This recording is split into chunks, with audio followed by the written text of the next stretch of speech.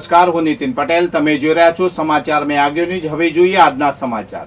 મહેસાણાના police headquarter નજીક આવેલી મયુર પાર્ક સોસાયટીમાં રવિવારે બપોરના સમયે સોસાયટીના 38 નંબરના મકાનમાં રહેતા નિલેશભાઈ શર્માની 1.5 વર્ષની દીકરી ધ્યાની ઘર આગળ બોલ રમી રહી હતી. એ દરમિયાન એક કૂતરાએ બાળકીના પગને મોઢામાં પકડી લીધો અને તેને ખેંચીને ગાડી સુધી લઈ ગયું.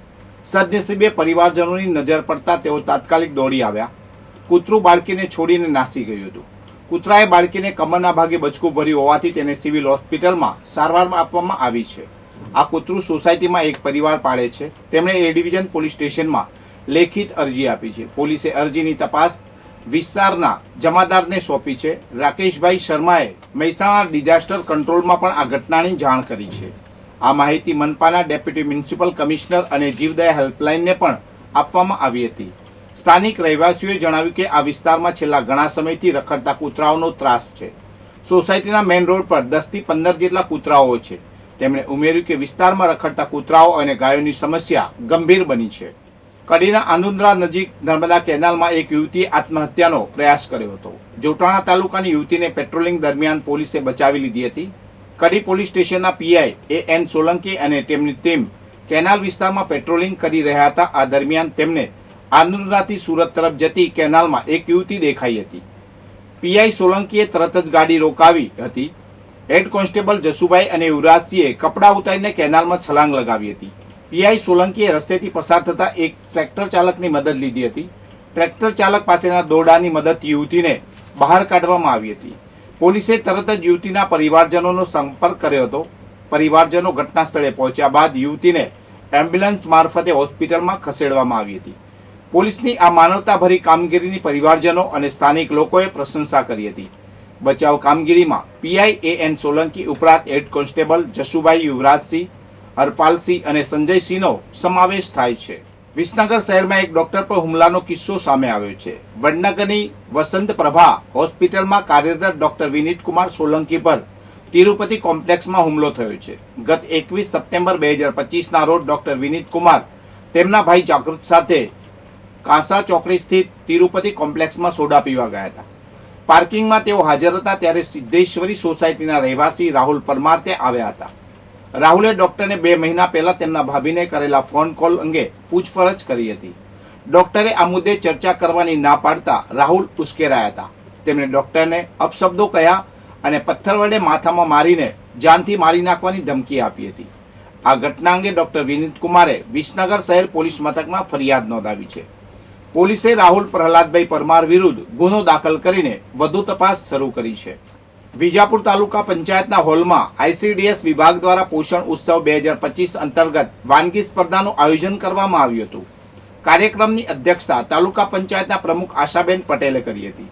આંગણવાડી બહેનોએ મિલેટ અને માતૃશક્તિ અને બાલશક્તિ પેકેટમાંથી પોષણયુક્ત વાનગીઓ બનાવી રજૂ કરી હતી. સ્પર્ધામાં મિલેટ વાનગીના 3 વિજેતા અને માતૃશક્તિ બાલશક્તિ પેકેટની વાનગીઓના 3 વિજેતાઓની પસંદગી કરવામાં આવી હતી. વિજેતાઓને ઇનામથી સન્માનિત કરવામાં આવ્યા હતા. કાર્યક્રમ દરમિયાન 2 આંગણવાડી કાર્યકરોને યશોદા માતા એવોર્ડથી સન્માનિત કરવામાં આવ્યા હતા.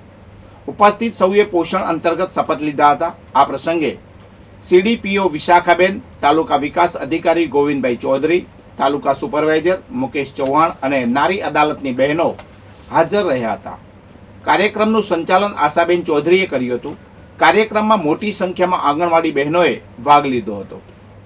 હિંમતનગરમાં નાગરિક સહકારી બેંકની સહકારી જીન શાખાના નવા મકાનનું લોકાર્પણ દીવ દમણ અને દાદરાનગર હવેલી અને લક્ષદ્વીપના પ્રશાસક પ્રફુલ્લ પટેલના હસ્તે કરવામાં આવ્યું. આ પ્રસંગે સાબરકાંઠાના સાંસદ શોભનાબેન બારૈયા, હિંમતનગરના ધારાસભ્ય વીડી ઝાલા તેમજ બેંકના ચેરમેન હિરેન ગોર અને વાઇસ ચેરમેન નલિન પટેલ સહિત બોર્ડ ઓફ ડિરેક્ટર ઉપસ્થિત રહ્યા હતા. 1964માં સ્થાપિત આ બેંકની સહકારી જીન શાખા અગાઉ ભાડાના મકાનમાં કાર્યરત હતી. બેંકે જમીન ખરીદીને નવું મકાન બનાવ્યું છે. 3000 ચોરસ ફૂટના પ્લોટમાં 2800 ચોરસ ફૂટનું બાંધકામ કરવામાં આવ્યું છે. આ મકાન 2.50 કરોડના ખર્ચે તૈયાર થયું છે. નવા મકાનમાં 2000 લોકરની સુવિધા ઉપલબ્ધ છે. શાખામાં 2500 થી વધુ ખાતેદારો છે. હિંમતનગર નાગરિક સહકારી બેંક હાલમાં હિંમતનગરમાં 6, ગાંભોઈમાં 1 એમ કુલ 7 શાખાઓ ધરાવે છે.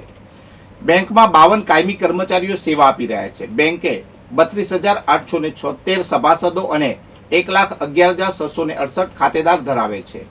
સમગ્ર બેંકમાં આશરે 10,000 લોકરની સુવિધા ઉપલબ્ધ છે. મહેસાણા ફૂડ વિભાગે વિજાપુરમાં આવેલી ડિવાઇન ફૂડ ફેક્ટરીમાં 1 માસ અગાઉ દરોડો પાડ્યો હતો. ફૂડ વિભાગે લીધેલા પનીરના સેમ્પલમાં ભેળસેળ મળી આવી છે. પનીરમાં વેજીટેબલ ફેટની હાજરી મળી આવી છે. તપાસમાં જાણવા મળ્યું છે કે પનીરમાં RM વેલ્યુ 24 હોવી જોઈએ, જેના બદલે 106 માલુમ પડી છે.